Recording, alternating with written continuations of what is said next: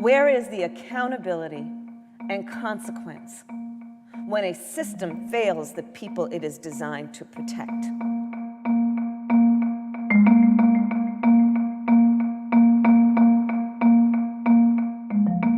On Monday, June 9th, in response to protests in all 50 states of these United States, Senator Cory Booker and I, along with our CBC and House Judiciary colleagues, and a majority of our Senate caucus, announced the Justice and Policing Act. Over 1 week later, somebody got the memo, and then what they do?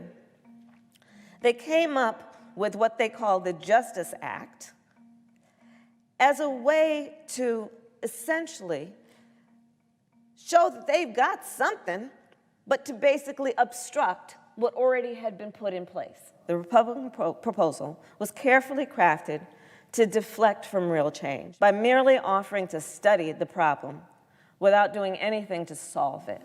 Madam President? That's empty. The Republican bill does not even provide a baseline for a discussion or amendment on police reform, in that there are no mechanisms to hold law enforcement officers accountable in court for their misconduct. There is no transparency into police misconduct. There is no requirement of data collection on all use of force incidents or on racial or religious profiling. There is no ban on harmful policing policies. No-knock warrants in drug cases. We're not banning all no-knock warrants. No-knock warrants in drug cases, because Breonna Taylor would be alive today had that been the case.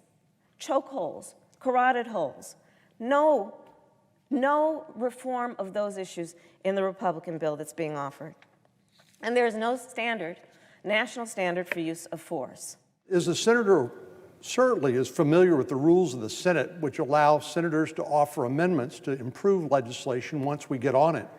But if the Democratic conference is going to prevent the Senate from actually getting on the bill, there's no opportunity for anyone, any senator, you or any one of us, to offer amendments to improve it. The two Senate authors of this bill serve with you on the Senate Judiciary Committee. As you know, because we've been present together during our most recent hearings, we have asked that there would be a meaningful discussion of the Justice and Policing Act in that committee. None has occurred. So if we're going to talk about process, let us look at all the tools that are available to well-intentioned, well-meaning legislators if the goal is actually to solve and address the issue at hand.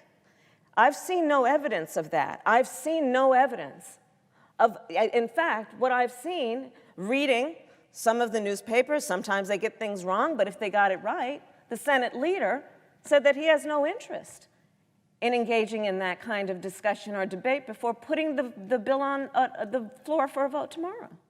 What I'm trying to fathom, Madam President, is why the senator would rather have these negotiations occur behind closed doors as opposed to here on the floor of the Senate for the American people to see broadcast on television. Don't you think that sort of interaction and debate and negotiation out in front of all 330 million Americans would be beneficial to healing our country and coming to some consensus about what the appropriate reforms should be? Indeed, that is the beauty of the Judiciary Committee. Our meetings are public meetings. And so we can't answer the people's demand for accountability with watered-down politics and watered-down policies and an obstructionist tactic to distract us from what we clearly know is necessary to meet the calls and the cries of this moment and this movement. We are responding to the cries in the street. We are taking them seriously.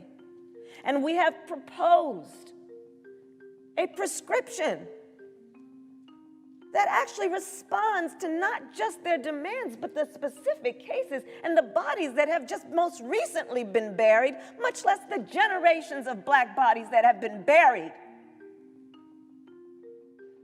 because of this issue. So don't anyone dare suggest we are standing in the way of progress. Let us all be clear about what is happening in the politics of this moment. The Republican bill has been thrown out to give lip service to an issue with nothing substantial in it that would actually save or would have saved any of those lives.